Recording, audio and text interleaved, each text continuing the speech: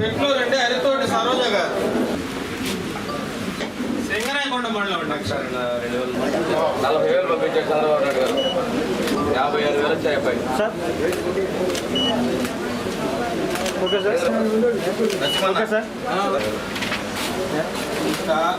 అర్రేపోయా Chandrababu Naidu okay sir.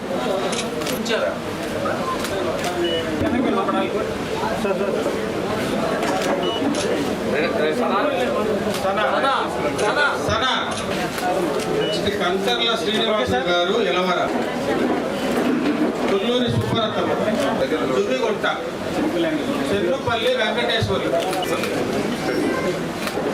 Okay sir. మణిపై 40,000 పంపించారు చంద్రబాబు నాయుడు.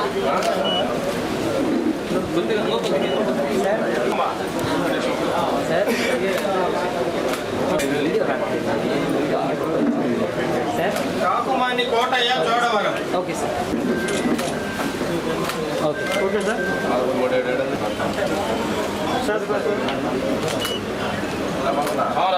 మన ప్రీతమ ముఖ్యమంత్రి శ్రీ నారా చంద్రబాబు నాయుడు గారు పేదలు కష్టాల్లో ఉన్నారు, రాష్ట్రం ఇబ్బందుల్లో ఉంది.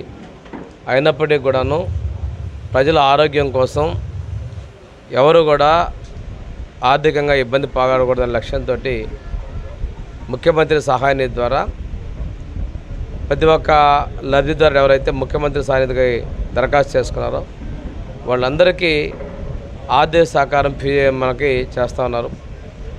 అందులో భాగంగా ఈ రోజున మనకి మా కొండేపి నియోజకవర్గంలో ఇవాళైతే 101 మందికి 57,70,000 రూపాయలని ఈరోజు నేను పంపిణీ చేయడం జరిగింది.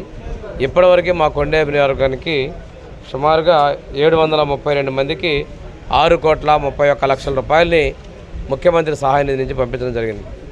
ఇది చూస్తే ఒక ఏడాది కాలంలోనే ఇంత పెద్ద ఎత్తున ఆసుపత్రుల పారైనటువంటి వాళ్ళకి ఆర్థికంగా అండగా ఉన్నటువంటి ముఖ్యమంత్రిని ప్రభుత్వాన్ని మునిపేరలో మనం చూడలేదు. ఇటువంటి ముఖ్యమంత్రికి మనందరూ ఆశీస్సులు ఉండాలని కోరుకుంటూ మా ప్రభుత్వం చెప్పిన విధంగా ఏదైతే చెప్పామో సూపర్ 6 పథకాలన్నింటి కూడా మనం తూచా తప్పకుండా పాటిస్తూ ఉన్నాం. ఈ రోజున ఆడపడుచులందరికీ కూడా ఉచిత బస్సు స్త్రీ శక్తి ద్వారా ఇస్తూ ఉన్నాం. తల్లికి వందనం ద్వారా ఎంతమంది పిల్లలుంటే అంతమందికి కూడా మనం అన్ని 15,000 రూపాయలు వారి ఖాతాల్లో జమ చేయడం జరిగింది. అదేవిధంగా అన్నదాత సుఖీభావ కింద కేంద్రం ఇచ్చేటువంటి 2,000కి రాష్ట్ర ప్రభుత్వం 5,000 కలిపి మొదటి విడత 7,000 ఇచ్చాం. సంవత్సరానికి 20,000 రూపాయలు ఇచ్చే విధంగా మనం ప్రణాళికలు సిద్ధం చేసుకొని తొలి అడుగును పూర్తి చేసుకోవడం కూడా జరిగింది. ఇదే కాకుండా మనం అన్నా క్యాంటీన్లు మూత వేసినాడు కూడా తిరిగి తెరిపించడం జరిగింది.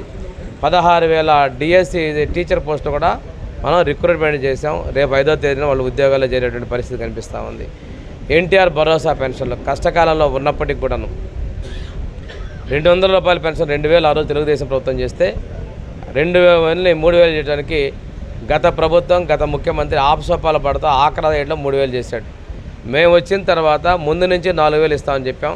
అదేవిధంగా ఇప్పటికీ దాదాపుగా 14 నెలలుగా ఆ నిరంతర ప్రక్రియ కొనసాగిస్తూ ఉన్నాం. ఎవరైనా మనకి దివ్యాంగులకి 6,000 15,000 రూపాయలు పెన్షన్ ఇస్తున్నాం.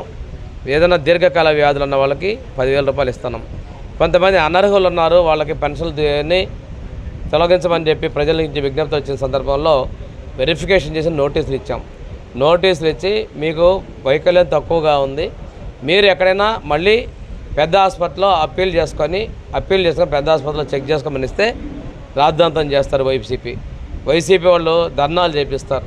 నేను ఒకటే మా ముఖ్యమంత్రి గారు ఎవరికి కూడా ఆపకుండా పెన్షన్ ఇవ్వమని చెప్పారు. నేను ఒకటే చెప్తున్నా, దివ్యాంగులు కూడా ధైర్యంగా ఉండండి. ఏ ఒక్క వ్యక్తి పెన్షన్ ఆపే పరిస్థితి మేము ఎప్పుడో చేసేవాళ్ళం. సాక్షాత్తుగా మా ముఖ్యమంత్రిని ఆ రోజు ప్రతిపక్ష నాయకుడిని అక్రమంగా నిర్బంధించిన దానికి కూడా మేమేమి కక్ష సాధింపులు చేయడంలా. సామాన్య పౌరుల మీద, దివ్యాంగుల మీద మాకు ఎటువంటి కక్ష సాధింపులు లేవు. మేము అందరికీ కూడా పెన్షన్లు ఇచ్చేటువంటి పరిస్థితి చేస్తున్నాం. ఇక్కడ ఇంకోటి